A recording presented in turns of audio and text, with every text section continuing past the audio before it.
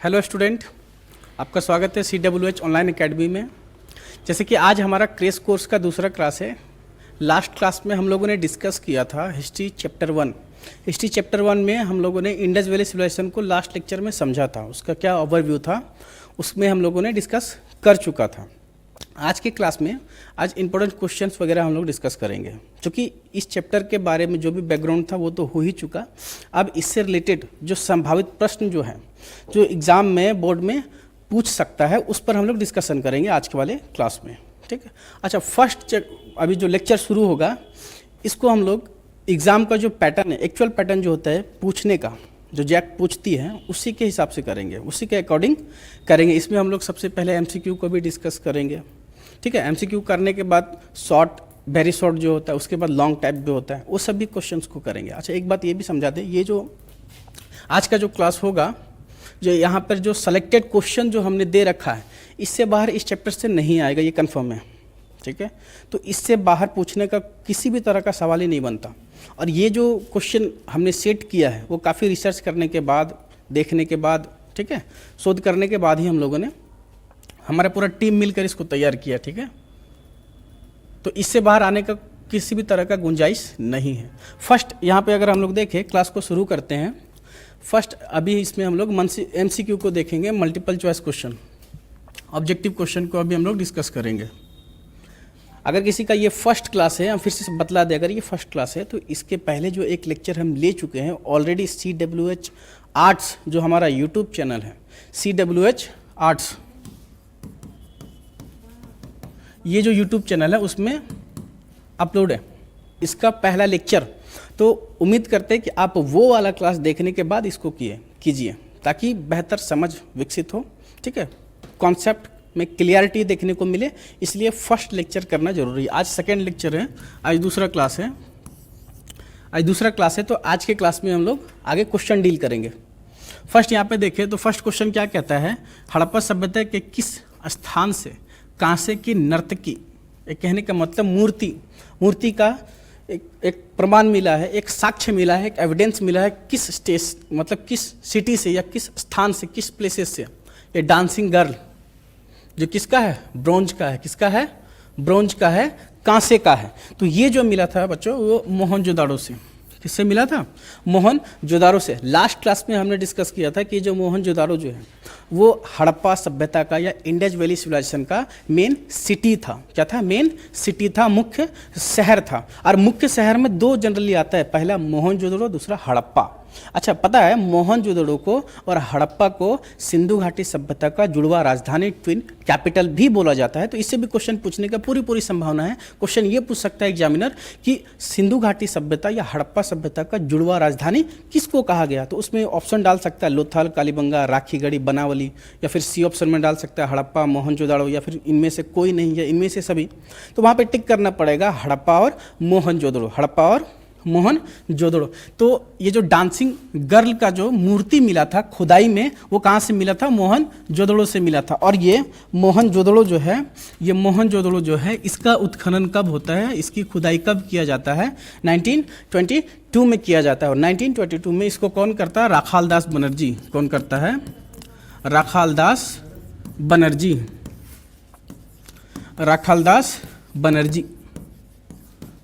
Mister Banerjee के द्वारा मोहनजोदड़ो का उत्खनन या फिर डिस्कवर किया जाता है 1922 में। हाँ, अब इसके पहले 1921 में हड़प्पा को भी खोजा गया था।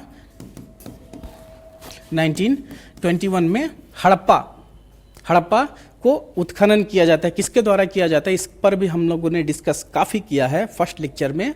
कौन करते हैं, राय बहादुर दयाराम साहनी। इससे क्वेश्चन पूछता है, एक नंबर में क्वेश्चन पूछता है कि हड़प्पा का खोज किसने किया या फिर मोहनजोदाड़ो का खोज किसने किया, कब किया। तो ये बात ध्यान रखना, ये क्वेश्चन कह रहा है कि कांसे की नर्तकी की मूर्ति कहाँ से मिली, तो मोहनजोदाड़ो से मिली। नेक्स्ट दूसरा क्वेश्चन देखते हैं। हड़प्पा सभ्यता में R37 किसकी बात कर रहा है, R37। देखिए ये जो क्वेश्चन है बाबू, ये जैक 2025 में पूछा जा चुका है। ये एक PYQ है। ये क्या है, PYQ है, जो पूछा जा चुका है, एग्जाम में पूछा गया था। तो ये जो R37 जो है, R37 ये एक कब्रगाह था। क्या था, एक कब्रगाह था। सिंपल से समझो, यहाँ पे एक शव मिला था, ठीक है। कब्रगाह से क्या मिला था? शव मिला था, एक डेड बॉडी मिला था, डेड बॉडी में स्कल्स, कंकाल मिले थे। तो ये R37 जो है एक कब्रगाह, ठीक है। इसमें किसी तरह का डाउट नहीं होना चाहिए। थर्ड क्वेश्चन क्या बोल रहा है? हड़प्पा सभ्यता का प्रसिद्ध बंदरगाह लोथल। लोथल कहाँ लोकेटेड है? तो कल की क्लास में हम समझाए थे ना लोथल। लोथल के बारे में हम लोग देखे थे। ये जो गुजरात वाला जो क्षेत्र है, गुजरात में ही क्या था? लोथल था। लोथल जो था एक प्राकृतिक बंदरगाह है। क्या है? एक प्राकृतिक बंदरगाह है, नेचुरल पोर्ट्स है। वो ये किधर लोकेटेड है? भारत का वेस्ट एरिया में, भारत का पश्चिमी क्षेत्र गुजरात में लोथल है। और लोथल एक बंदरगाह है, ध्यान से समझना, बंदरगाह है, ये एक प्राकृतिक बंदरगाह, ये मानव निर्मित नहीं है। ये जो पोर्ट है, ठीक है, ये जो सी पोर्ट है वो मैनमेड न होकर नेचुरल है। और लोथल से ही, ये जो लोथल गुजरात में है, यहीं से हड़प्पा वासी जो थे, हड़प्पा सभ्यता या सिंधु घाटी सभ्यता के जो लोग थे, वे अंतर्राष्ट्रीय व्यापार किया करते थे, विश्व के अन्य देशों के साथ व्यापार किया करते थे। एग्जाम्पल बोलोगे सर कौन सा सिविलाइजेशन था, कौन सा देश था? वो था मेसोपोटामिया। कौन सा था? मेसोपोटामिया का जो सभ्यता था, सिविलाइजेशन जो था, मेसोपोटामियन सिविलाइजेशन, इससे हड़प्पा वासी लोग क्या करते थे? ट्रेड किया करते थे। क्या किया करते थे? ट्रेड। और ये जो मेसोपोटामियन सिविलाइजेशन था वो वर्तमान का इराक, ईरान वाले क्षेत्र में था। कहाँ पर? ईरान, इराक वाले क्षेत्र में था। अब बोलोगे कि सर क्या सिर्फ मेसोपोटामिया सभ्यता से ही व्यापार करते थे? नहीं, उसके अलावे ये लोग मिस्र से भी, किससे? मिस्र सिविलाइजेशन, मिस्र की सभ्यता, ये भी उसी समय थी, हड़प्पा सभ्यता के समकालीन थी मिस्र की सभ्यता, उससे भी ये लोग व्यापार किया करते थे। इसके अलावे आर्केमेनियन सभ्यता थी ईरान की, आर्केमेनियन सभ्यता। दक्षिणी अमेरिका वाला जो क्षेत्र था, ब्राजील वाला, जो आज वर्तमान का ब्राजील वाला, अमेजन वाला जो क्षेत्र है, वहाँ पर महामाया सभ्यता कभी निवास किया करती थी, महामाया सभ्यता, उससे भी इन लोगों का व्यापार का प्रमाण मिला है। लेकिन सबसे नज़दीक होने के कारण सबसे ज़्यादा जो ये लोग व्यापार करते थे वो मेसोपोटामिया की सभ्यता से किया करते थे। और मेसोपोटामिया की सभ्यता से जो व्यापार होता था वो जलीय मार्ग से होता था। और जलीय मार्ग के लिए ये किस बंदरगाह का प्रयोग करते थे? तो वो लोथल था। और लोथल अब वर्तमान में किस राज्य में है? तो वो गुजरात में। ठीक है, आगे नेक्स्ट क्वेश्चन क्या कहता है? इसका सी गुजरात होगा। आगे क्या कहता है? सिंधु घाटी सभ्यता में समाज का स्वरूप क्या था? ठीक है, nature of the society in Indus valley civilization. यहाँ पे क्वेश्चन पूछ रहा है कि इंडस वैली सिविलाइजेशन का समाज का स्वरूप, समाज का प्रकृति कैसा था? तो हम ये समझा देते हैं कि उस समय का जो समाज था वो मातृसत्तात्मक मैट्रियार्कल सोसाइटी था। क्या था? मैट्रियार्कल सोसाइटी। अब बोलोगे सर ये मैट्रियार्कल क्या है, पैट्रियार्कल क्या है? ध्यान से समझना, यहाँ पे समझने वाली बात क्या है। आज वर्तमान का जो समाज है, आज प्रेजेंट टाइम का जो समाज है वो पितृसत्तात्मक समाज है। ये प्रेजेंट है, ये प्रेजेंट या वर्तमान का समाज है। पहले ये समझिए कि पितृसत्तात्मक समाज है क्या। तो आज का जो समाज है वो पितृसत्तात्मक समाज है। कारण क्या? देखो, समाज में जो पुरुष है, चूंकि आज हम लोग के समाज में भी पुरुष प्रधान समाज है, पुरुषों का ज़्यादा रोल होता है। परिवार में जो घर का मुखिया होता है वो कौन होते हैं? आपके पिताजी होंगे, फादर होंगे, दादाजी होंगे, वही होंगे ना। पितृसत्तात्मक समाज का मतलब हुआ समाज में, सोसाइटी में या परिवार में सबसे प्रमुख और हेड ऑफ फैमिली कौन होते हैं? वो पिता होते हैं। और दूसरी बात, अगर आज के समय में अगर बच्चा जन्म भी लेता है, ठीक है, अगर बेबी का बर्थ होता है, न्यू बेबी का, या बच्चे जन्म लेते हैं तो उसका पहचान उसकी माताजी से नहीं, उनके पिताजी से होता है। ये बात सत्य है। अगर हम भी पैदा हुए तो हमारा जो टाइटल लगा वो हमारे पिताजी के नाम पे लगा। हमारे पिताजी, उनके वंशज, उनके पूर्वज, वही से ये फॉलो होता आया है। तो पितृसत्तात्मक का मतलब आपका जो वजूद है वो आपके पिताजी के ही नाम पे होता है। वही आज वर्तमान में चल रहा है। वर्तमान सिनेरियो, प्रेजेंट सिनेरियो में देखें तो यही चल रहा है। अब इसका उल्टा, जस्ट अपोजिट हो जाता है मैट्रियार्कल सोसाइटी, मातृसत्तात्मक समाज। तो मातृसत्तात्मक समाज में जो हेड ऑफ फैमिली होता है वो मदर होती है, या फिर यहाँ पे लिख सकते हैं फीमेल, इसमें लिख सकते हैं मेल, इसमें फीमेल। तो मातृसत्तात्मक समाज में जो परिवार के सदस्य या परिवार के जो अंग होते थे उनका पहचान उनकी माता के नाम पे होता है। तो हड़प्पा सभ्यता का जो समाज था वो आज के समाज की तरह पेट्रियार्कल ना होकर मैट्रियार्कल सोसाइटी थी, मातृसत्तात्मक समाज था। ठीक है, तो मातृसत्तात्मक में फीमेल्स को वरीयता दिया जाता है, काफी इंपॉर्टेंस दिया जाता है, वर्तमान में मेल्स को। ठीक है, कोई डाउट यहाँ तक? तो फिर से हम पूछते हैं कि सिंधु घाटी सभ्यता, ये क्वेश्चन पूछ रहा है कि सिंधु घाटी सभ्यता का समाज कैसा था? तो वो मातृ सत्तात्मक समाज था।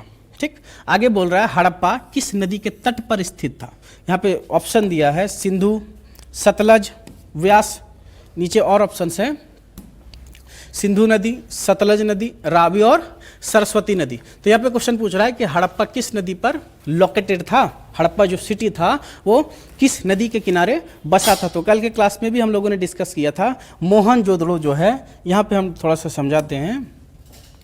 हड़प्पा का जो मुख्य 2 शहर के बारे में बात किए थे, मोहनजोदड़ो,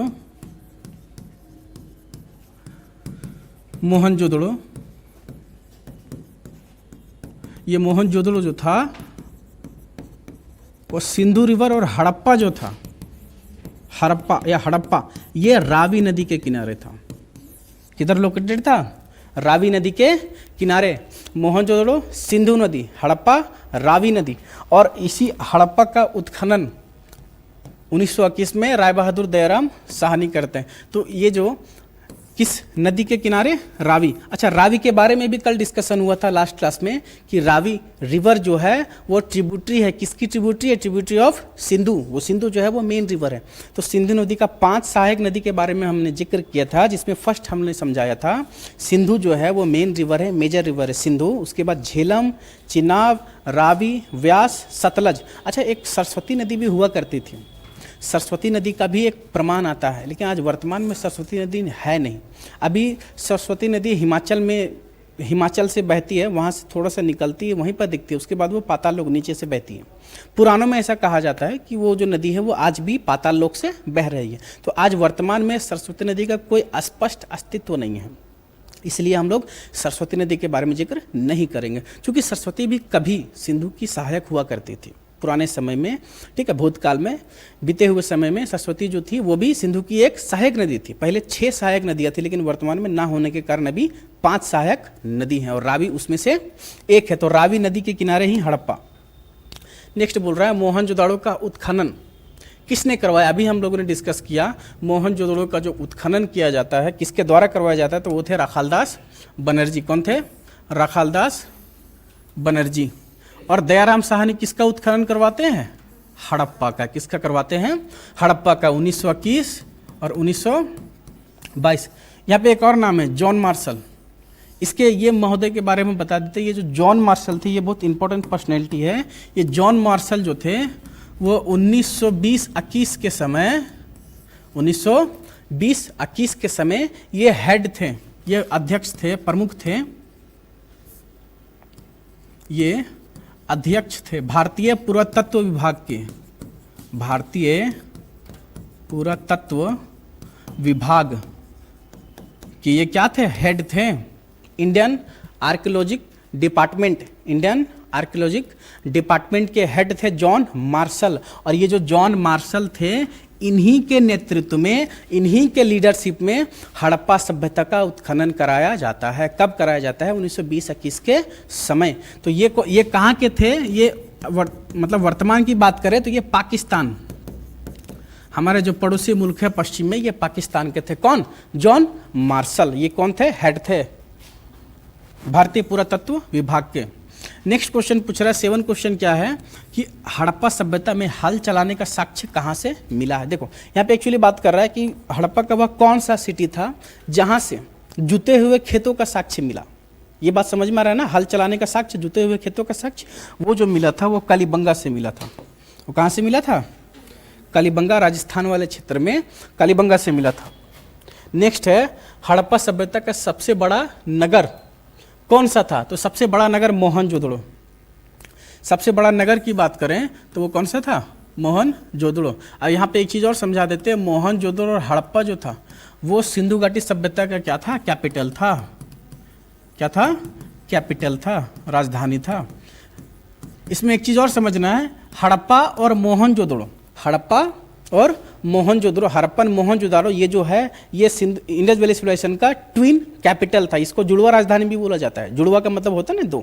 तो अगर क्वेश्चन ये पूछे कि सिंधु घाटी सभ्यता का जुड़वा राजधानी कौन सा था तो अगर जुड़वा राजधानी की बात करेगा, क्वेश्चन पूछेगा, तो इसमें हड़प्पा और मोहनजोदड़ो दोनों आ जाएगा। अगर क्वेश्चन इस तरह पूछे कि हड़प्पा सभ्यता का सबसे प्रमुख शहर या सबसे बड़ा शहर, बिग सिटी, वो कौन सा था, तो वो मोहनजोदड़ो था।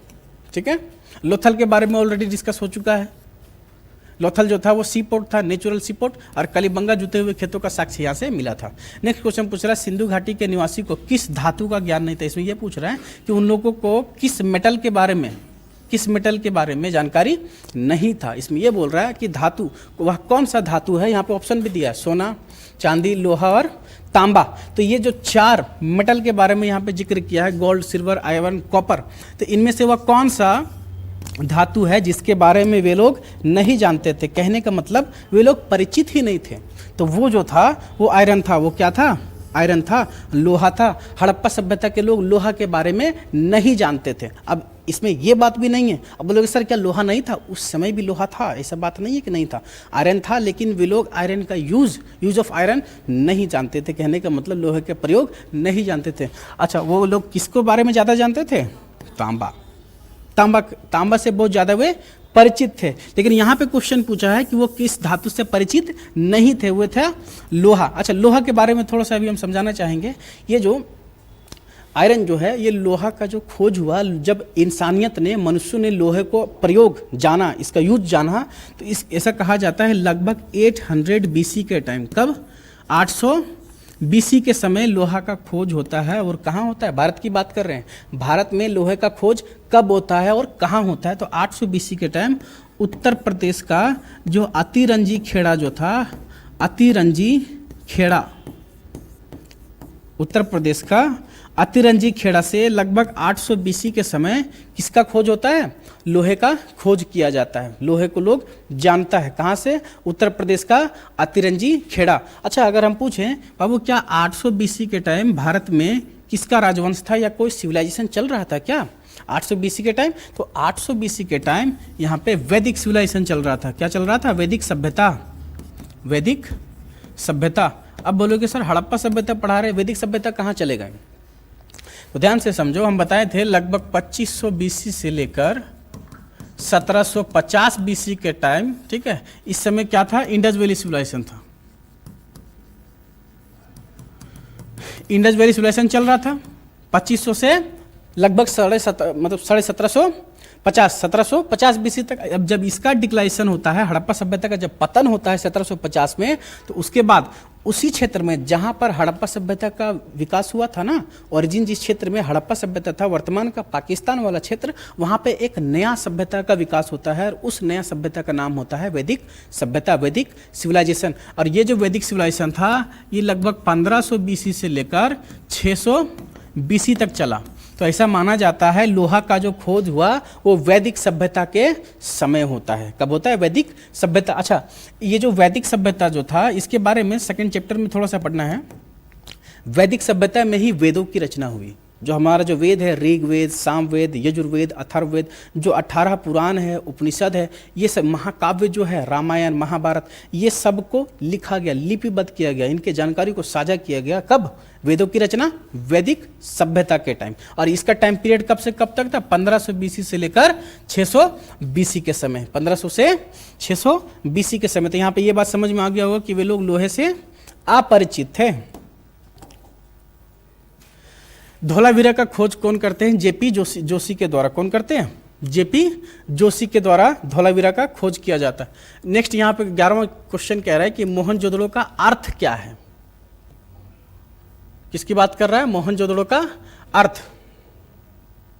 इसको अगर हम लोग देखें, इसको बोलेंगे मृतकों का टीला, ठीक है, मृतकों का टीला।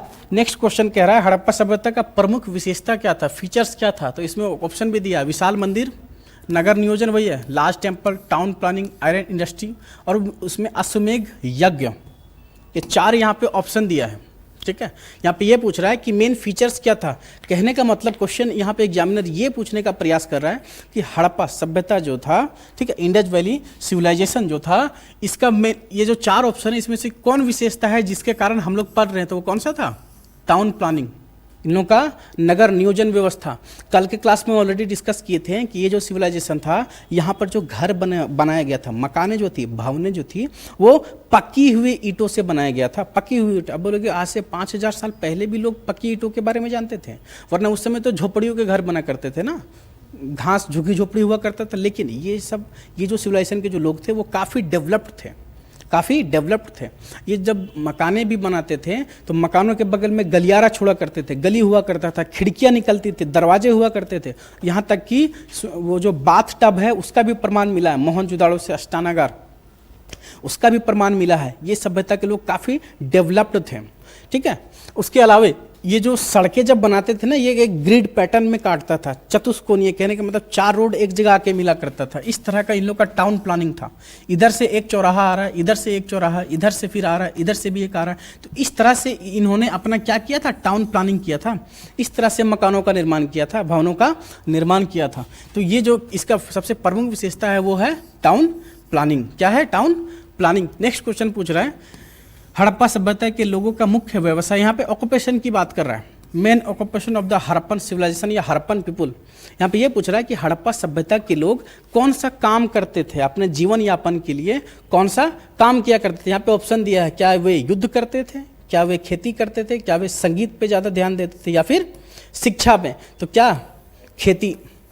वे लोग खेती किया करते थे, सबसे ज़्यादा खेती करते थे, खेती ही उनका मुख्य व्यवसाय था। उसके बाद में वे लोग क्या करते थे? व्यापार करते थे, वही खेती का, जो अनाज उसको मिलता था। अब यहाँ पे एक क्वेश्चन उठेगा कि सर वो खेती ज़्यादा क्यों करते थे? कारण कल ही हम बताए थे। कारण क्या बताए थे? ये जो नदी अगर यहाँ से बह रही है, एक नदी, ये अगर कोई रिवर है जो यहाँ से फ्लो कर रही है, अब हम कल समझाए थे कि नदी के किनारे वाला जो क्षेत्र होता है, एरिया जो होता है, वो काफ़ी फर्टाइल लैंड होता है।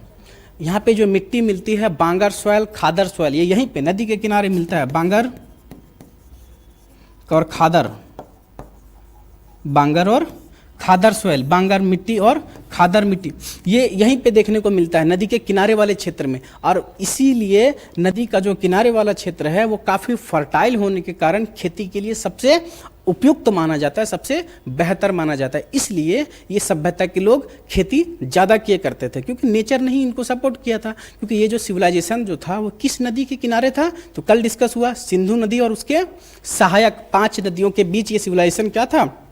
बसा हुआ था। इसलिए ये लोग सबसे ज़्यादा क्या किया करते थे? खेती किया करते थे। अब इसमें किसी को ये कन्फ्यूजन नहीं होना चाहिए कि सर आप बोले व्यापार भी इन लोग करता था मेसोपोटामिया सभ्यता के साथ, मिस्र की सभ्यता के साथ। तो हम बाबू वही समझा रहे हैं कि खेती करने के बाद जो अनाज बच जाता होगा उसको वो क्या करेगा? ट्रेड ही तो करेगा ना। फिर जो बचा माल जो होगा उसको क्या करेगा? बेचेगा।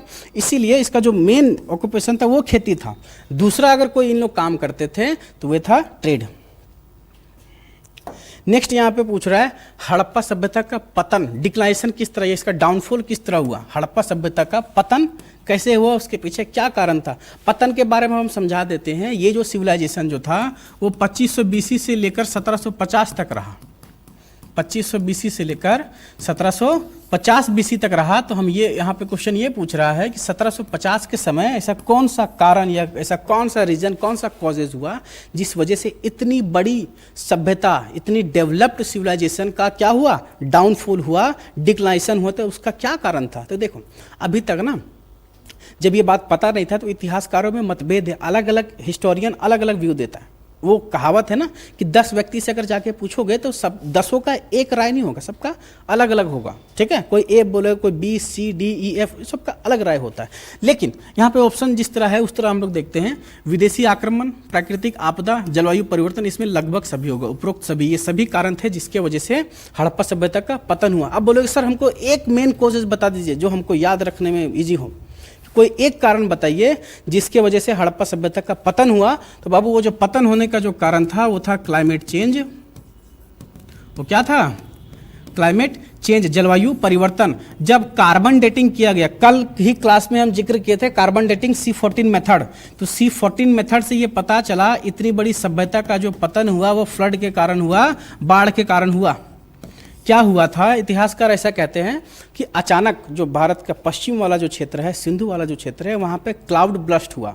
बादल फटा, बादल फटने की जब घटना हुई तो बहुत ज़्यादा मात्रा में क्या हुआ, बारिश हुआ, पानी बहुत ज़्यादा हुआ। अब जब पानी बहुत ज़्यादा पड़ा तो जल का जो जलस्तर था, मतलब नदी का जो जल स्तर था, वाटर लेवल जो था वो अचानक इंक्रीज कर गया। अब बोलोगे कि कैसे कर गया, क्योंकि ये बात पता ही है कि ये जो सिविलाइजेशन जो था वो नदी के किनारे था। अब नदी का पानी जब अचानक बढ़ा तो वो बाढ़ का रूप ले लिया, और बाढ़ आने के कारण इतनी बड़ी सभ्यता ढह गई, बह गई। तो अगर मेन कोजेस पूछे तो फ्लड होगा, बाढ़ होगा, जलवायु परिवर्तन होगा। लेकिन अब यहाँ पे फंसाएगा एग्जामिनर किस तरह, पता है, वो तीनों चारों ऑप्शन डाल देगा और लास्ट में उपरोक्त सभी, ऑल ऑफ दिस या ऑल ऑफ द एबव ऐसे करके ऑप्शन डाल देगा। तो जब ये डालेगा तो वहाँ पे सभी को लगभग लेंगे। विदेशी आक्रमण, देखो एक हिस्टोरियन हुए कैनेडी, एक हिस्टोरियन हुए, एक ब्रिटिश हिस्टोरियन की बात करें, एक ब्रिटिश इतिहासकार हुआ कैनेडी। कैनेडी का ऐसा मानना था कि हड़प्पा सभ्यता का जो पतन हुआ वो विदेशी आक्रमण के द्वारा हुआ। विदेशी आक्रमण, फॉरेन इन्वेजन या जो फॉरेन ट्रेवलर जो होता है, कहने का मतलब विदेश के द्वारा इसमें आक्रमण किया गया, बाहरी जातियों के द्वारा आक्रमण किया गया, जिसके वजह से इस सभ्यता का पतन हुआ। एक कैनेडी की बात करें जो अलग हिस्टोरियन है। कुछ हिस्टोरियन कहते हैं कि नेचुरल क्लाइमेट या फिर ये जो प्राकृतिक आपदाएं हैं, नेचुरल डिजास्टर्स जो है, इसके वजह से ये सभ्यता का पतन हुआ। कुछ कहते हैं कि जलवायु परिवर्तन के कारण इसका पतन हुआ। देखो बोले ना, अलग अलग इतिहासकार का अलग अलग मत है, लेकिन मेन रीजन फ्लड है। फ्लड कैसे पता चला, कार्बन डेटिंग से। कार्बन डेटिंग से ये पता लगाया गया कि ये सभ्यता का एक्चुअल में जो पतन हुआ, डाउनफॉल हुआ, उसके पीछे कारण था बाढ़। ठीक है। हड़प्पा सभ्यता किस नदी के किनारे विकसित हुई, यहाँ पे क्वेश्चन पूछ रहा है, जिसके बारे में ऑलरेडी डिस्कस कर चुके हैं हम लोग। यहाँ पूछ रहा है कि हड़प्पा सभ्यता किस नदी के कारण, किस नदी के किनारे डेवलप्ड हुई, वो कौन सा रिवर था। यहाँ पे ऑप्शन भी दिया है, गंगा, सरस्वती, सिंधु, यमुना। इसके बारे में डिस्कस हो चुका। कौन सा रिवर था, सिंधु, इंडस रिवर। कौन सा रिवर, इंडस रिवर। अभी ये जो क्वेश्चन हो रहा है, ये जो क्वेश्चन था वो ऑलरेडी पीवाईक्यू, और इसमें कुछ एमसीक्यूज क्वेश्चन था जो क्वेश्चन पूछा जा चुका है पिछले एग्जाम में, इंटर के एग्जाम में। अभी एमसीक्यूज के बाद हम लोग किस में आ रहे हैं, सब्जेक्टिव में आ रहे हैं। जो कौन सा क्वेश्चन देख रहे हैं, very short answer type question, क्योंकि पैटर्न ऐसा ही होता है ना। अगर आप लोग जब एग्जाम देने जाइएगा तो एग्जामिनर, बोर्ड जो होगा इसी तरह क्वेश्चन सेट करेगा। पहले ऑब्जेक्टिव क्वेश्चन देगा 1 नंबर वाला, फिर 2 नंबर वाला, फिर 3 नंबर वाला, फिर 5 नंबर वाला, इस तरह। तो इसको हम इसी तरह डिजाइन किए हैं। अच्छा, ये यहाँ पर जितना क्वेश्चन दिया है इससे बाहर आ ही नहीं सकता, आने का संभावना नहीं, ये बहुत है। इतना अगर कोई सिंसियर स्टूडेंट रिविजन कर ले, याद कर ले, किसी तरह इसको डाइजेस्ट कर ले, तो इससे बाहर क्वेश्चन छूटेगा भी नहीं। अगर क्वेश्चन का नेचर थोड़ा सा घुमाएगा भी ना, तो उसमें भी वो सर्वाइव कर लेगा बेहतर। बशर्ते क्या है, इसमें एक बेहतर क्लैरिटी, अंडरस्टैंडिंग लेवल होना चाहिए। रिवीजन आपको बार बार करना पड़ेगा। आप सोचते हो ना कि एक बार पढ़ने याद हो गया। जीएस ऐसा सब्जेक्ट है, जीएस छोड़ो, लगभग कोई भी सब्जेक्ट उठा के देख लेना, अगर एक बार पढ़े दोबारा छोड़ दोगे ना, 3 दिन के बाद वो ब्लैंक हो जाएगा। तो इसको बार बार रिवीजन करना पड़ेगा। बोले ना, टाइम ज़्यादा नहीं है, मुश्किल से 45 से 60 दिनों का ही समय है। अब उसी में सारा रिवीजन भी करना है, पीवाईक्यू भी लगाना है, टेस्ट को भी ध्यान में रखते हुए चलना है, प्रैक्टिस भी करना है, मॉक टेस्ट भी लगाना है। तो सभी को देखते हुए टाइम बहुत कम है, तो इसलिए तैयारी में लग जाना है। अच्छा, नेक्स्ट क्वेश्चन कौन सा देख रहे हैं। अभी तो एमसीक्यूज देख लिए हम लोग, अभी very short answer type question देखेंगे। इसमें जो उत्तर लिखना है वो काफ़ी संक्षिप्त में, बहुत छोटा लिखना, ज़्यादा लंबा लिखना नहीं। यहाँ पे क्वेश्चन, यहाँ पे जो डिमांड है, क्वेश्चन का जो डिमांड है वहाँ पे लिख चुका है, वेरी शॉर्ट। शॉर्ट नहीं, शॉर्ट से भी और कम, वेरी शॉर्ट। यहाँ पे पूछ रहा है प्राचीन भारतीय इतिहास के अध्ययन के प्रमुख स्रोत कौन सा है, what are the source of study of ancient Indian history. यहाँ पे क्वेश्चन कर रहा है, हम कल समझाए थे इतिहास को 3 कालखंड में बांटा गया है। कौन सा, इतिहास को पढ़ने के क्रम में हम लोग 3 कालखंड में बांटते हैं। फर्स्ट है एंशिएंट, मिडाइवल, और नेक्स्ट मॉडर्न। तो यहाँ पे ये बोल रहा है कि जो एंशिएंट हिस्ट्री जो है, प्राचीन इतिहास जो है, उसको पढ़ने का, उसको जानने का कौन सा स्रोत है, मतलब वो क्या क्या चीज़ पढ़े, वो कौन कौन सा सोर्सेस उठाएं जिससे हम प्राचीन इतिहास के बारे में जान सकते हैं, जानकारी का कौन कौन सा स्रोत है। तो यहाँ पर 3 स्रोत का जिक्र किया गया है। पहला जो है वो प्राकृतिक स्रोत, आर्कियोलॉजिकल सोर्सेस, लिटरेचर, ठीक है, साहित्यिक, और विदेशी यात्रियों का विवरण, अकाउंट्स ऑफ फॉरेन ट्रेवलर।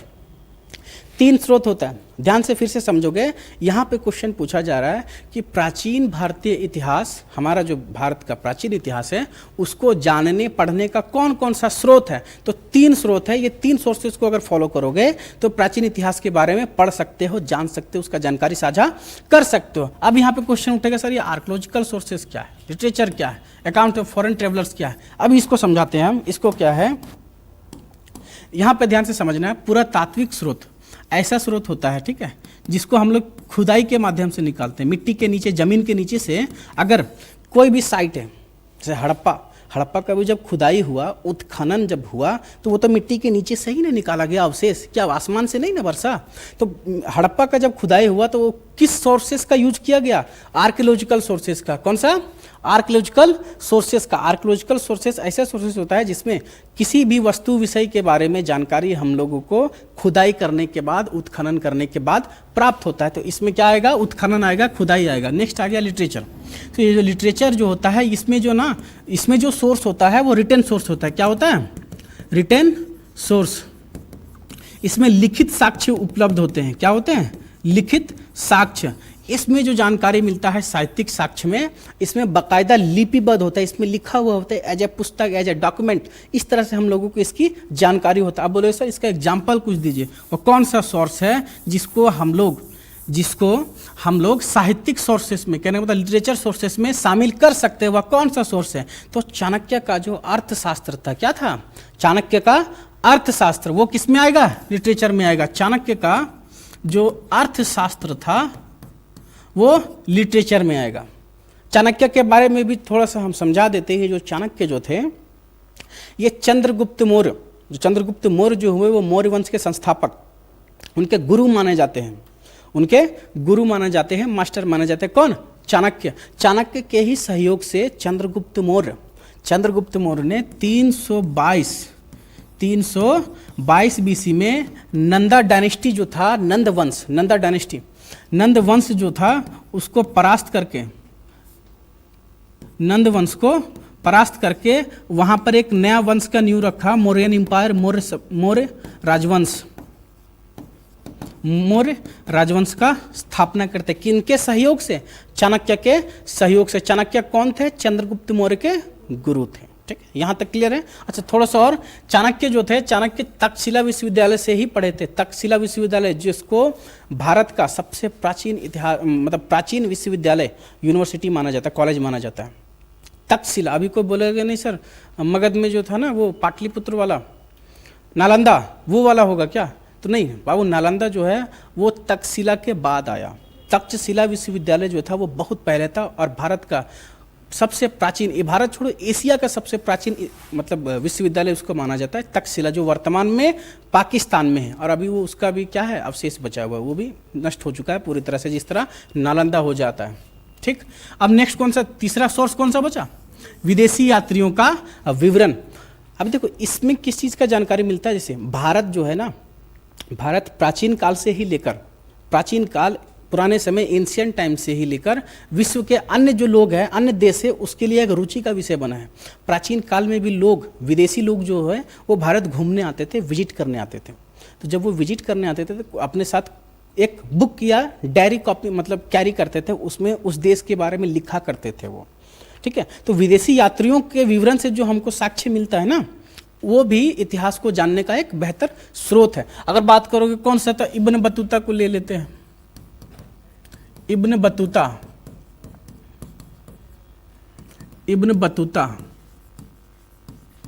ये कहाँ से आया था, मोरक्को टेंजिया से। कहाँ से आया था, मोरक्को टेंजिया, जो यूरोप में पड़ता है मोरक्को टेंजिया। ये मोरक्को टेंजिया से ये भारत आता है विजिट करने के लिए। ठीक है, किताबुल हिंद का फिर ये रचना करता है, वो भी एक सोर्स है। ठीक है, उसके बाद रिहला, वो भी एक सोर्स है। ठीक है, तो ये सब जो सोर्सेस है, जो विदेशी यात्रियों के द्वारा हम लोगों को मिलता है जानकारी, जो विदेशी यात्री भारत घूमने आए और भारत के बारे में लिखें, फिर उसको जब हम पढ़ते हैं तो वो भी एक स्रोत होता है, जिससे हम लोग प्राचीन इतिहास को जान सकते हैं। दूसरा क्वेश्चन क्या बोल रहा है, पुरातत्व से आप क्या समझते हैं, जो इसके ऊपर बताएं। यहाँ पे बोल रहा है ये पुरातत्व, आर्कियोलॉजिक, पुरातत्व से आप क्या समझते हैं। अगर हम पूछें कि प्राचीन इतिहास को जानने का सबसे बेहतर स्रोत कौन सा है, तो उसमें पुरातत्व आएगा। ये तो अन्य स्रोत है ना, इससे भी पता चलता है, लेकिन ये सबसे बेहतर है।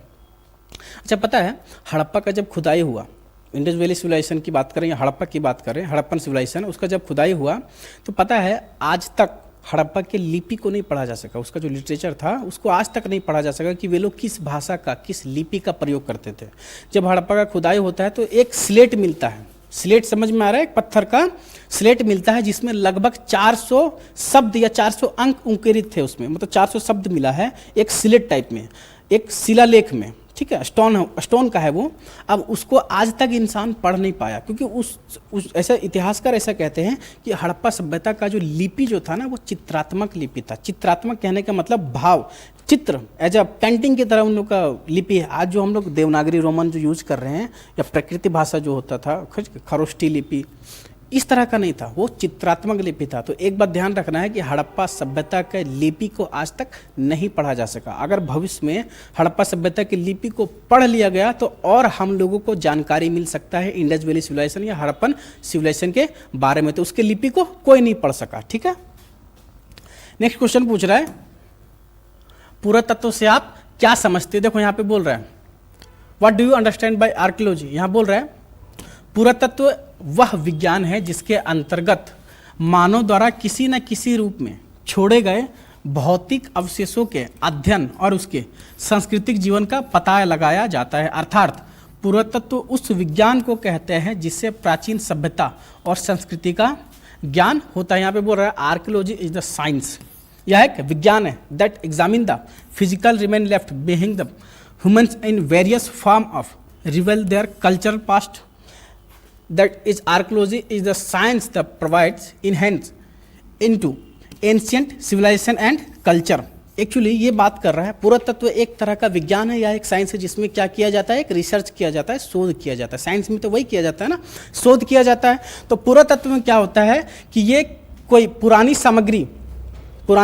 सामग्री कोई भी पुराना अवशेष होता है, और वहाँ पर जब ये खुदाई करता है, जब खुदाई होता है तो उससे कुछ सामग्रियाँ बाहर आती है। एग्जाम्पल हड़प्पा का लेते हैं, क्या हड़प्पा का जब खुदाई हुआ तो वहाँ से कुछ नहीं मिला क्या? इसके पहले अभी एमसीक्यू में हम लोगों ने क्वेश्चन किया, जो डांसिंग गर्ल का जो स्टैचू था वो मोहनजोदारो से मिला था। तो जब वो जो डांसिंग गर्ल जो निकली, ठीक है, जिसको खुदाई करके निकाला गया, तो वो कौन सा सोर्स आएगा? आर्कियोलॉजिकल आएगा, लिटरेचर आएगा, या फॉरेन ट्रेवलर आएगा? वो तो आर्कियोलॉजिकल सोर्सेस होगा ना।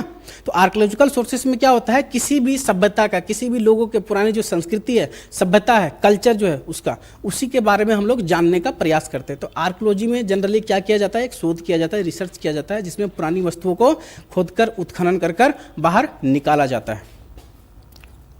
नेक्स्ट है कार्बन डेटिंग। नेक्स्ट क्वेश्चन क्या है, वही कार्बन 14 मेथड जिसके बारे में हम जिक्र किए अभी, इसको भी लास्ट क्लास में हम लोगों ने समझा था।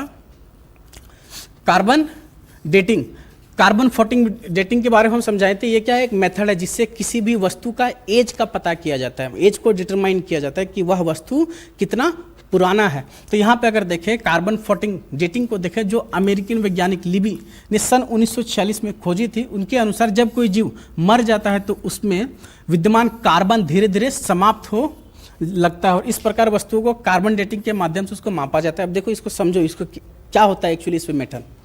इस पृथ्वी में जितना भी ऑब्जेक्ट है ना, चाहे वो कुछ भी हो, चाहे वो अगर जीवित भी हो या मृत भी हो, उसमें ना कार्बन होता है, सभी चीज़ में, सभी चीज़ों में, चाहे वो कोई भी ऑब्जेक्ट हो। अभी जब कोई शोध या फिर कोई भी पुरानी सामग्री नीचे से निकलता है तो कार्बन डेटिंग, ये जो फार्मूला है, ये जो मेथड है, लैब में ले जाने के बाद उस पर जब रिसर्च किया जाता है तो उसमें ये देखा जाता है कि इसमें अभी वर्तमान में कितना कार्बन बचा है। ठीक है, अब देखो कोई भी वस्तु, कोई भी जीव जब मरता है ना तो धीरे धीरे वो कार्बन रिलीज करता है खुद से, अपने शरीर से, अपने जो पार्ट्स जो होता है उससे वो कार्बन धीरे धीरे रिलीज करता है। अब जब इसमें शोध किया जाता है ना तो साइंटिस्ट लोग ये देखता है कि अभी कितना बचा है और पहले कितना होगा, एक अंदाजन। क्योंकि देखो मैथ में अगर हम लोग कुछ भी निकालते हैं तो सीधा 100% मान लेते हैं। क्या मान लेते हैं? 100% मान लेते हैं। इसी में फिर घटाते हैं ना कि कितना बचा। तो 100% को डिटरमाइन करके, 100% को क्या करके डिटरमाइन करके एक निश्चित एज वहाँ पे लगा लिया जाता है। और जब ये देखता है कि कार्बन का इतना मात्रा अभी इतना बचा है तो भविष्य में इतना साल पहले इतना कार्बन इसमें रहा होगा, तो लगभग ये इतना टाइम पीरियड के आसपास होगा। तो अगर 100 शब्दों का एक अर्थों में अगर हम लोग समझें तो इसको ये बोल सकते हैं कार्बन डेटिंग जो है यह एक फॉर्मूला है, यह एक मेथड है जिससे किसी भी वस्तु का एज का पता किया जाता है। नेक्स्ट क्वेश्चन है, हड़प्पा सभ्यता को कांस्ययुगीन सभ्यता क्यों कहा जाता है? कल ही समझाए थे, हड़प्पा सभ्यता को कांस्ययुगीन सभ्यता क्यों कहा जाता है? क्योंकि इस सभ्यता के जो लोग थे वो कांस्य, जो ब्रोंज जो होता है उससे वो परिचित थे। ब्रॉन्ज का जो आयरन या फिर मेटल जो था उससे वे परिचित थे, वो कांसों से बर्तन बनाया करते थे। तो एक्चुअली यहाँ पे अगर बात किया जाए तो इसको ऐसे हम लोग डील करेंगे कि इसको कांस्ययुगीन सभ्यता इसलिए कहते हैं कि हड़प्पा वासी लोग तांबा और टीन के अलावे कांसे से भी परिचित थे। हाँ, लोहे से नहीं थे, लोहे के बारे में भी डिस्कस हुआ कि लोहा जो मेटल था उससे वे परिचित नहीं थे, लोहे को वो नहीं जानते थे, वो उससे इंट्रोड्यूस नहीं थे। नेक्स्ट बोल रहा है कि हड़प्पा लिपि की 2 विशेषता की व्याख्या कीजिए। ठीक है, हड़प्पन जो स्क्रिप्ट था, हम बोले ना लगभग 400 स्क्रिप्ट, 400 शब्द मिले हैं जिसको अभी तक पढ़ा नहीं जा सका है।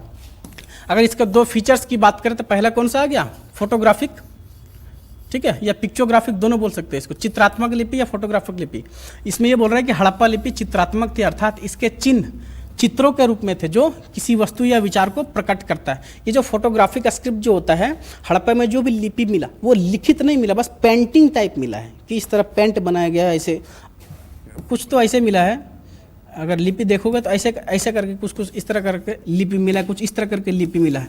तो ये लिपि देख के क्या अंदाजा लगाओगे, इससे तो भाव ही प्रकट होगा ना, अपना कोई विचार ही तो प्रकट होगा।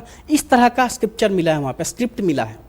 कहाँ से, हड़प्पा से, जिसको आज तक पढ़ा नहीं जा सका। इसका पहला विशेषता देखिए कैसा था, फोटोग्राफिक स्क्रिप्ट था। दूसरा अगर देखें तो अब तक अपठित, क्या अब तक अपठित, मतलब इसको अभी तक पढ़ा ही नहीं जा सका, हड़प्पा सभ्यता के लिपि को, स्क्रिप्ट को। इसका दूसरा विशेषता क्या होगा कि हड़प्पा लिपि अभी तक पढ़ी या समझी नहीं जा सकी है। इसके चिन्हों की संख्या लगभग कितना है, 400 से 600। अभी हम बताए थे ना, लगभग 400 चिन्ह प्राप्त स्क्रिप्ट मिले जिसको अभी तक पढ़ा नहीं जा सका। पहला विशेषता क्या देखें कि ये जो लिपि था वो चित्रात्मक फोटोग्राफिक स्क्रिप्ट है। दूसरा इसका विशेषता क्या है कि इसको अभी तक पढ़ा नहीं जा सका है। इसके बारे में भी जिक्र किया, R37, ये क्या है, एक कब्रगाह था। क्या था, एक कब्रगाह, या जिसको बोलते हैं समाधि, जिसको मृत शरीर को मतलब जहाँ पे दफनाया जाता है। अच्छा, एक चीज़ और समझना, अभी हम लोगों के हिंदू माइथोलॉजी सनातन में अगर देखोगे तो हम लोग क्या करते हैं, शव को अग्नि के हवाले कर देते हैं ना, स्वधा संस्कार हम लोग करते हैं। लेकिन आज से 5000 साल पहले लोग नहीं जानते थे। आज से 5000 साल पहले लोग अग्निदाह, ये जो अग्नि संस्कार जो होता है उसके बारे में वो परिचित नहीं थे। वो बाद में चलकर आया वैदिक सिविलाइजेशन के समय, हड़प्पा सभ्यता के बाद इसका प्रमाण मिलता। अगर शास्त्रों की बात करोगे तो बोलोगे सर नहीं, त्रेता में, द्वापर में, सतयुग में तो लोग जानते थे। तब फिर यहाँ पे थोड़ा डिबेट छिड़ जाएगा। तो हम लोग आध्यात्मिक रिलीजियस मेथड में नहीं जाएंगे, आध्यात्मिक मुद्दे में नहीं जाएंगे, हम लोग इसी में रहेंगे। ठीक है, तो ये जो था ना R37 जो है वो क्या था, एक तरह का कब्रिस्तान या फिर समाधि था। ठीक है, कब्रिस्तान या समाधि था, जो कहाँ से मिला था, हड़प्पा से। कहाँ से, हड़प्पा से। कब मिला था, 1921 के समय। कब, 1921 के समय जब हड़प्पा को खोजा गया तभी वहाँ पे कब्रगाह, मतलब कब्र R37 देखने को मिला था। ये क्या था, एक तरह का समाधि था। और यहाँ पे ये भी बोलता है कि जिसका इस्तेमाल हड़प्पा में रहने वाले लोग, समूह या परिवार के द्वारा किया जाता था दफनाने के लिए। अपने परिवार के जो लोग, फैमिली मेंबर जो लोग हैं उसी को तो दफन करने के लिए इसका यूज किया करते होंगे। तो वे लोग अग्नि स्वादा संस्कार से भी अपरिचित थे, वे लोग नहीं जानते थे, वो दफनाया करते थे। तो इसमें हम लोगों ने ये जो 6 प्रश्न देखे, वो कौन सा क्वेश्चन देखे, इसमें हम लोगों ने very short answer type question देखा। ठीक है, कौन सा देखा, very short answer type question. अभी जो नेक्स्ट है वो देखेंगे शॉर्ट आंसर टाइप। अच्छा, इसमें एक चीज़ और डिबेट होता है कि सर कितना वर्ड का लिखें, क्वेश्चन होता होगा ना कि कितना वर्ड। इसमें जनरली 40 वर्ड बहुत ज़्यादा है, 40 से 45 वर्ड किस में लिखोगे, शॉर्ट आंसर टाइप में। अब वेरी शॉर्ट आंसर टाइप में जो शब्द की जो संख्या होगा वो 20 बहुत है, 20 से 25 के बीच रहना है वर्ड। ऐसे काउंट करके, जैसे 1 2 3 4 5 6 7 8 9 10, ऐसा काउंट करके कितना तक जाओगे, 20 से 25 उसमें। और जिसमें ये पूछेगा शॉर्ट आंसर टाइप, 3 नंबर वाले में जो क्वेश्चन पूछेगा उसमें 40 से 45, ज़्यादा से ज़्यादा 50 जा सकते हो, लेकिन उससे ज़्यादा नहीं जाना है। यहाँ पे फर्स्ट क्वेश्चन पूछ रहा है कि सिंधु घाटी सभ्यता एक नगरीय सभ्यता था कैसे। यहाँ पे बोल रहा है the Indus valley civilization was an urban civilization how. यहाँ पे क्वेश्चन पूछ रहा है कि हड़प्पा सभ्यता जो था एक अर्बन सिविलाइजेशन था, शहरी सभ्यता था, कैसे, क्या कारण था। तो हम समझाएं, टाउन प्लानिंग जो उन लोगों का था। यहाँ पे ये बोल रहा है कि सिंधु घाटी सभ्यता एक नगरीय सभ्यता थी क्योंकि इसके नगर सुव्यवस्थित और योजनाबद्ध था। कहने का मतलब इनका जो टाउन प्लानिंग और टाउन सेटलमेंट जो था वो काफ़ी बेहतरीन तरीके से इसको बिल्ड किया गया था, बनाया गया था। यहाँ चौड़ी सड़कें होती थी, कैसी चौड़ी सड़कें, पतली सड़कें नहीं। अभी गांव में देखोगे तो एकदम गांव छोड़ो, शहर को देख लो ना, शहर में कितना पतला पतला सड़क होता है जिसमें 4 व्हीलर भी पास हो सकता है एकदम मुश्किल से, कहीं पर भी सट सकता है, टच हो सकता है, ठीक है। लेकिन इसके अपोजिट इंडस वैली सिविलाइजेशन के जो लोग थे, ठीक है, ये लोग चौड़ी सड़कों को बनाते थे, पक्के मकानों, कौन से पक्के मकानों का निर्माण करते थे। अब बोले कि कैसे, बोले ना कि वो पक्की ईंटों का प्रयोग करते थे, कच्ची ईंटें भी होती थी, पक्की ईंटें भी। अब इतना समझो कि वे लोग इतने विकसित हो चुके थे कि उनको ये पता था कि कच्ची ईंटें जो है वो पक्की ईंटों से बेहतर नहीं हो सकती। अगर उसको पका लिया जाए, ईंटों को पका दिया जाए तो वो काफ़ी मजबूत हो जाता है। आज भी तो लोग करता है ना, आज वर्तमान में भी जो घर बन रहा है वो अभी पक्की ईंटों का बन रहा है। लेकिन आज से 5000 साल पहले ये लोग पक्की ईंटों के से परिचित थे। और जल निकासी की बेहतर सुविधा था।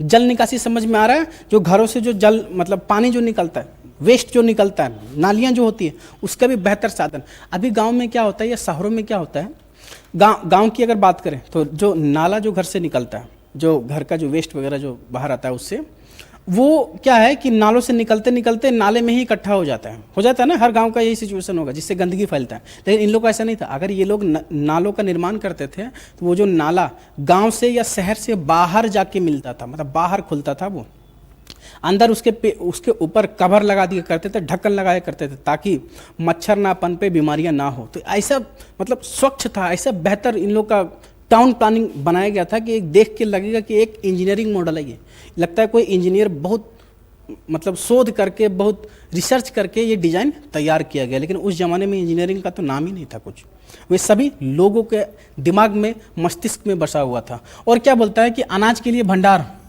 आज हम लोग कोल्ड स्टोर देखते हैं ना, आज शहरों में होता है, जिसमें किसान अपना जो अनाज होता है जो बच जाता है उसको वहाँ पे वो स्टोर करके रखता है। तो वो तो अभी हम लोग देख रहे हैं जिसमें एसी वेसी होता है, अनाज सड़ता गलता नहीं है। लेकिन इस ज़माने में भी अनाज भंडार का प्रमाण मिला, वे लोग अनाज भंडार के बारे में जानते थे, कोल्ड स्टोर जिसको बोलते हैं। और बोलते हैं कि सार्वजनिक स्नानागार मोहनजोदाड़ो से मिला है ना, मोहनजोदाड़ो से स्विमिंग पूल, बाथिंग टब उसको बोल सकते हो, ये बाथिंग, उसका भी तो प्रमाण मिला है। कहाँ से? मोहनजोदाड़ो से, स्नानागार का। तो वहाँ पर भी एक स्विमिंग पूल भी हुआ करता था। और व्यापारिक केंद्र पाए गए हैं, ट्रेडिंग पॉइंट, कमर्शियल पॉइंट इसको बोलते हैं, या ट्रेडिंग पॉइंट बोल सकते हो। व्यापारिक केंद्र भी तो मिला है। कहाँ से? लोथल, जहाँ से क्या होता था, वस्तुओं का आवागमन, इंपोर्ट एक्सपोर्ट किया जाता था लोथल से। उसके अलावा मोहनजोदड़ो जो था वो सबसे मुख्य शहर और सबसे बड़ा शहर था, जहाँ पर बड़ी बड़ी बाजारें लगती थी, वहाँ लोग मार्केटिंग करने जाते थे। आज वर्तमान में जो दिल्ली, मुंबई, कलकत्ता, मद्रास का जो इम्पोर्टेंस है ना, उसी तरह हड़प्पा और मोहनजोदड़ो का इम्पोर्टेंस था आज से 5000 साल पहले इंडस वैली सिविलाइजेशन में। तो ये सभी कुछ विशेषता था जिस वजह से सिंधु घाटी सभ्यता जो था वो एक अर्बन सिविलाइजेशन था। कौन सा सिविलाइजेशन था? अर्बन सिविलाइजेशन था। यही कुछ फीचर्स था जिसके वजह से ये इतना प्रसिद्ध या फेमस है, जिसको आज हम लोग पढ़ रहे हैं। नेक्स्ट क्वेश्चन क्या कह रहा है? अच्छा, यहाँ पे थोड़ा सा और है। हड़प्पा, मोहनजोदड़ो, धोलावीरा और लोथल जैसे नगर इस सभ्यता की उन्नत नगरीय संस्कृति का प्रमुख उदाहरण है। बोले ना, ये सबसे डेवलप्ड सिटी था कोई किसका? इंडस वैली सिविलाइजेशन का। फिर यहाँ बोल रहे, इससे यह स्पष्ट होता है कि उस समय लोग संगठित प्रशासन, व्यापार और समाज व्यवस्था या सामाजिक व्यवस्था से क्या थे? निपुण थे। मतलब इन लोग के पास skilled administration, trade and social organisation था। अच्छा, एक चीज़ ये बात हमेशा डिबेट में होता है कि क्या हड़प्पा सभ्यता में कोई राजा का प्रमाण मिला है? क्या हड़प्पा सभ्यता में कोई ऐसा राजा मिला कि हाँ राजा हुआ करता था, वो रूल करता था? नहीं, राजवंश का कोई प्रमाण, किसी भी तरह का स्क्रिप्चर नहीं पाया गया है। हड़प्पा सभ्यता में अगर कोई व्यक्ति होगा जो समाज को, हड़प्पन सोसाइटी को रूल करता होगा, वो था रिच क्लास के लोग। जो धनी वर्ग जो थे ना, उनका दबदबा था किस पर? हड़प्पा के समाज पर। राजा वहाँ पे था ही नहीं, किसी भी तरह का राजा या किंग सिस्टम का प्रमाण नहीं मिला है। नेक्स्ट क्वेश्चन पूछ रहा है मोहनजोदड़ो के विशाल स्नानागार, इसी के बारे में जिक्र कर रहे थे। ये भी क्वेश्चन पूछा हुआ 19 में, ये भी क्वेश्चन जो है सो पूछा हुआ है 19 में।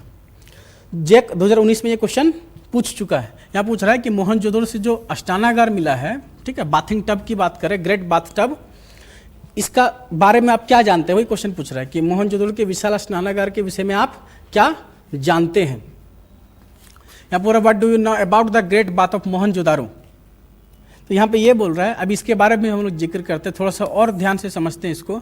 मोहनजोदड़ो अपने विशाल स्नानागार के लिए प्रसिद्ध था। यहाँ पे बोल रहा है ना, Mohenjodaro is famous for its great bath. इस विशाल स्नानागार का प्रयोग सार्वजनिक होता था। कैसा होता था? सार्वजनिक। यहाँ पे कोई ये नहीं बोल सकता था कि ये हमारा प्राइवेट प्रॉपर्टी है, ये प्राइवेट प्रॉपर्टी, इसको बोलते हैं ना कि निजी, प्राइवेट प्रॉपर्टी नहीं था, ये पब्लिक प्रॉपर्टी था, सार्वजनिक जो उसका स्नानागार मिला है। अच्छा, पता है क्यों? ऐसा क्यों है?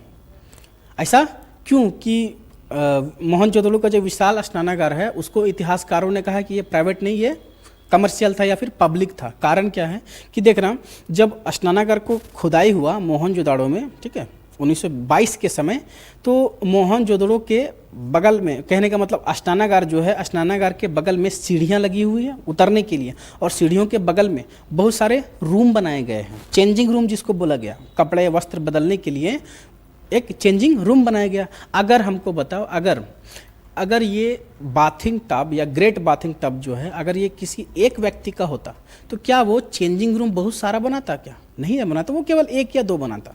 लेकिन बाथिंग टब अगर ऐसा है, ये चारों तरफ से, अगर ये स्विमिंग पूल है तो इधर भी बना है, इधर भी चेंजिंग रूम है, इधर भी है, इधर भी है,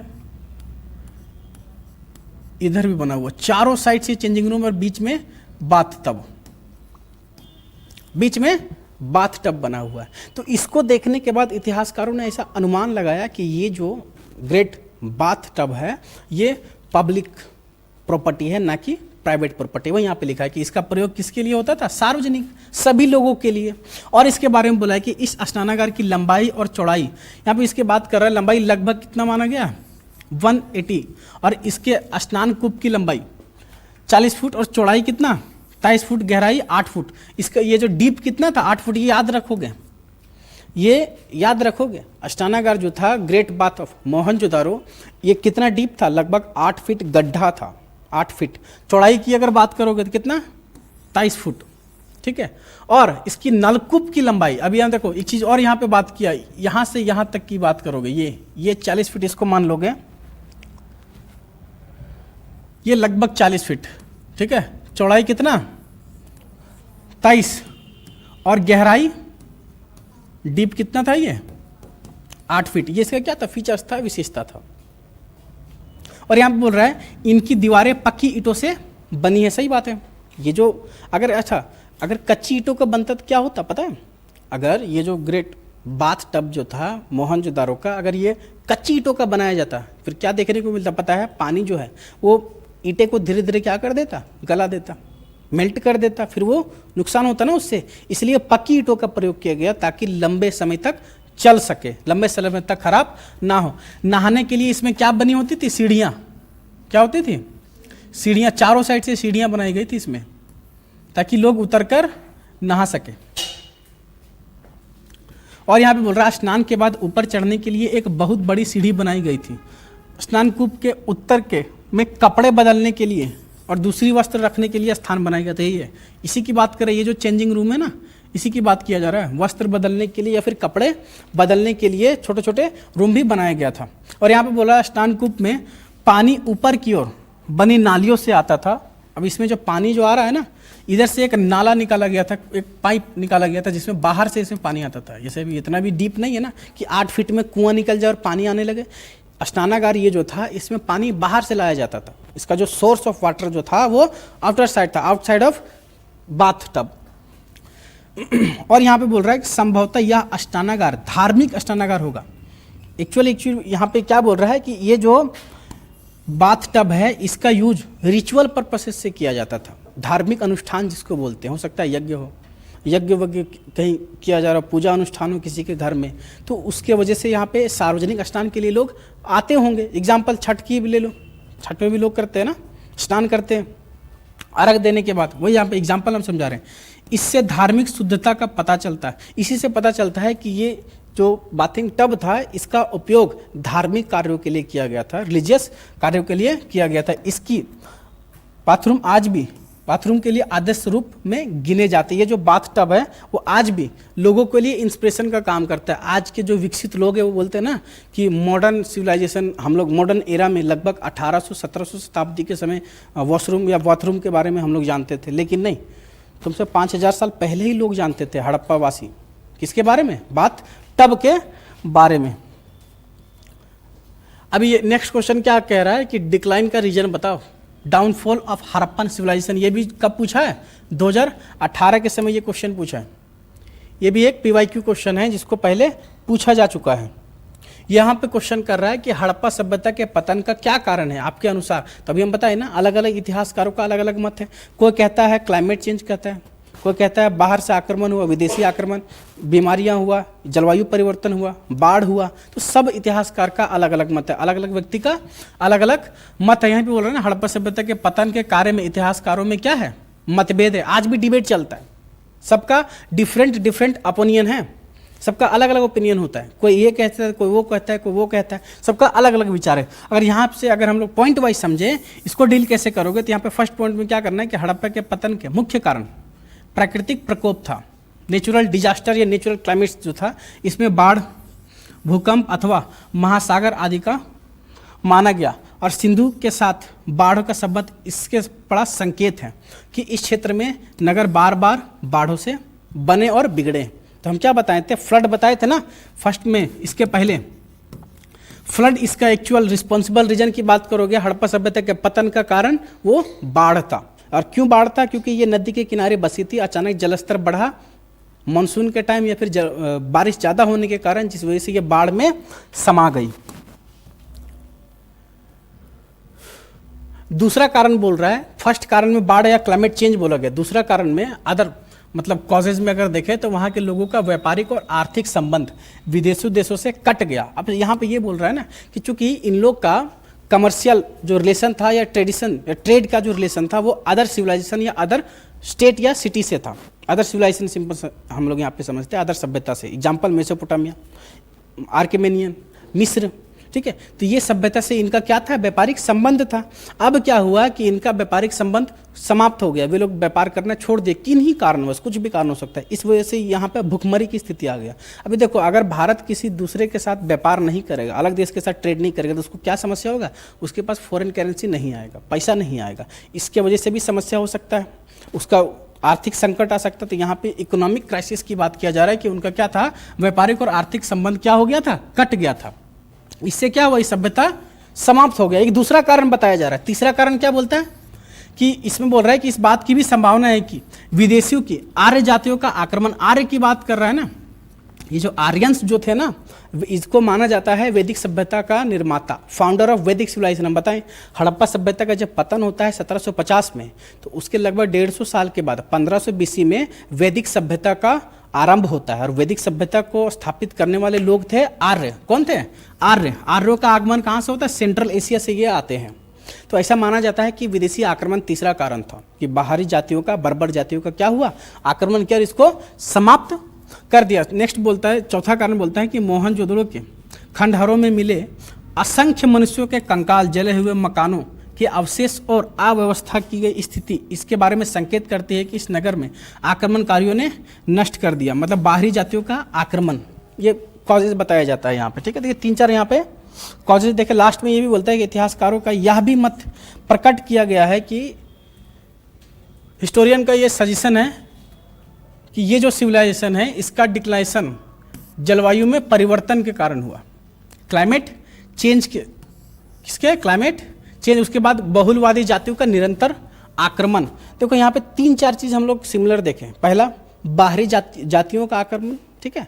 दूसरा, क्लाइमेट चेंज, ठीक है। और तीसरा, इसमें हम लोगों ने देखा विदेशी से जो इनका संपर्क था, ट्रेड, इंटरनेशनल ट्रेड जो होता था वो बंद हो गया। ये 3 कारण मेनली यहाँ पे बताया जा रहा है, ठीक है। तो 3 कारण को याद रखोगे, ठीक है। तो आज के क्लास में हम लोग इतना ही रखेंगे, बाकी नेक्स्ट क्लास में इसके बाद डील होगा। हम ये बात समझा देना चाहते हैं, अगर किन्हीं स्टूडेंट को क्रैश कोर्स ज्वाइन करना है, चूंकि यहाँ पे क्रैश कोर्स कराया जा रहा है, तो क्रेश कोर्स अगर ज्वाइन करना है तो डिस्क्रिप्शन में नंबर होता है, ठीक है, हमारा ऑफिस का नंबर है, उस पर आप संपर्क कर सकते हैं। 97 वाला नंबर होगा 97, उसमें आप कॉल करके क्रेश कोर्स से रिलेटेड जितना भी जानकारी है वो आप ले सकते हैं। अभी शायद फीस जो लगेगा वन टाइम 799, ऑल सब्जेक्ट इसमें होगा। आर्ट्स का सभी विषय मात्र 799 रुपये में ही करवाया जा रहा है। और ये देखिए, ये जो रैपिड रिवीजन बैच है, इसमें अगर आप सोचिएगा कि टीचर जो है वो पूरा किताब पढ़ा है हमको, तो ये पॉसिबल नहीं है, क्योंकि 12 महीने का सिलेबस 3 महीने में कराना लगभग असंभव ही है। तो इसमें हम लोग क्या करेंगे, important question, important point, important topic, important chapter, यही हम लोग समझा सकते हैं, बतला सकते हैं और आपको एग्ज़ाम के लिए तैयार कर सकते हैं। तो अगर कोई कैंडिडेट चाहे कि एडमिशन लेना है या इंक्वायरी किसी भी तरह का करना है, तो डिस्क्रिप्शन में नंबर है, आप बेझिझक संपर्क कर सकते हैं। ठीक है, फिर आपसे मिलेंगे नेक्स्ट क्लास में। आज के लिए इतना ही।